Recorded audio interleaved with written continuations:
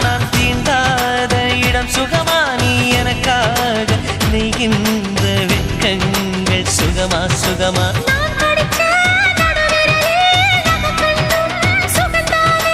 இடைவெளிகள் குறைந்து விட்டால் இம்சைகளும் சுகம்தானே